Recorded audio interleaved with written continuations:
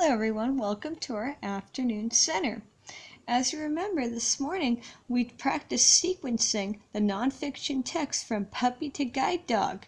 And we also worked on reading words with the long E spelling pattern of Y and EY, which both say E. Let's say it together. Ready? E. Now let's review. What does it mean to sequence? So when you sequence, you are talking about the order that something happens, and you want to make sure that it makes sense. And usually when we sequence, we also use special transition words. First, next, then, lastly.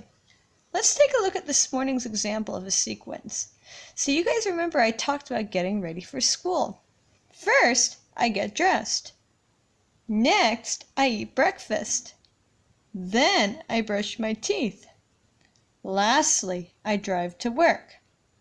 Thumbs up or down. Does this make sense?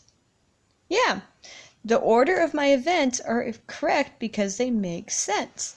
Now, what if I said, for example, first I drove to work, next I got dressed, then I ate breakfast, lastly I brushed my teeth.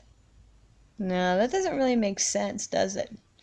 Today, what we're going to do is we're actually going to work on that Common Core State Standard of describing the connection between two individuals, events, ideas, and pieces of information in a text using our brand new reader. So let's take a look. So this week, we are really working on how humans work with animals. And your task this week is to read the nonfiction text Teach a Dog by Justin Young. Now I'm going to turn our page, and before we dive into our text, let's take a look at our high frequency words. Now these are words that you're going to see over and over again as we read. Repeat after me. Clever, found, hard, near, signal, woman, would, right.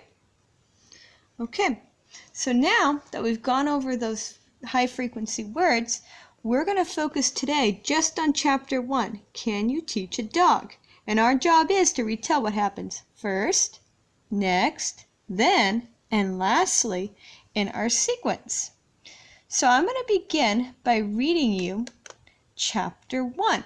Your job is to follow along. I've included in the slide deck a link to this text, as well as a Google document of this exact text as well that you can follow along with as I read. Chapter 1. You can teach a dog. Dogs love to play. Dogs make great pets. They are fun to play with, and they like to be around people. To keep dogs happy and safe, dog owners should teach their dogs how to behave. Would you like to be a dog teacher?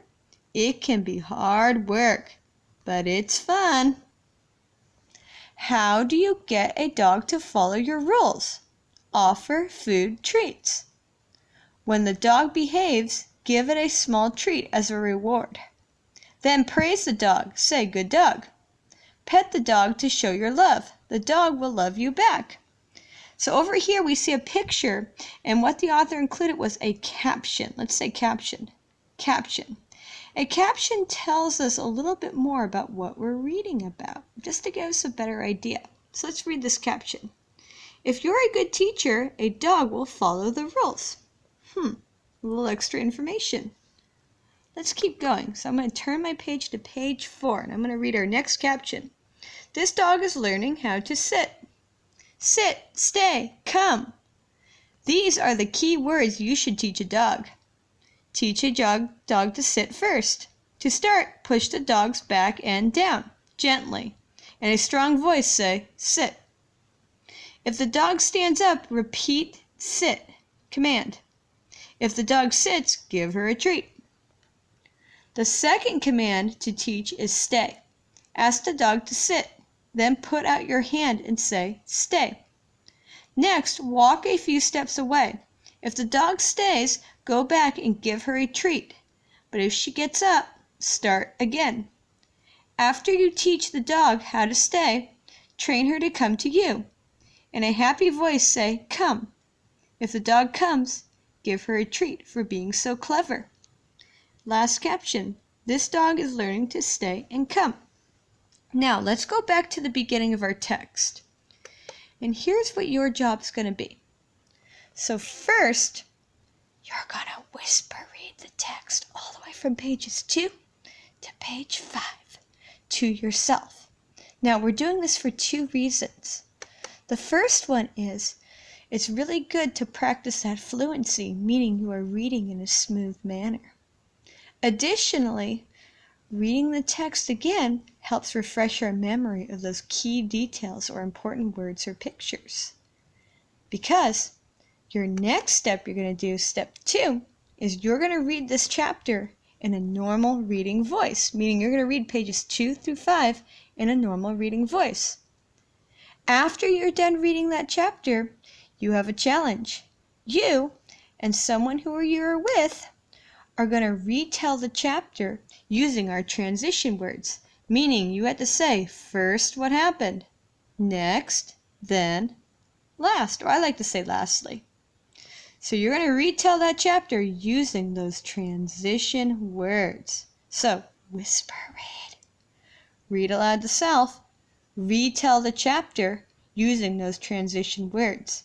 Because remember, being able to sequence helps us retell events in the correct order so we can better understand what to do and do a task correctly. I will see you guys at a later time.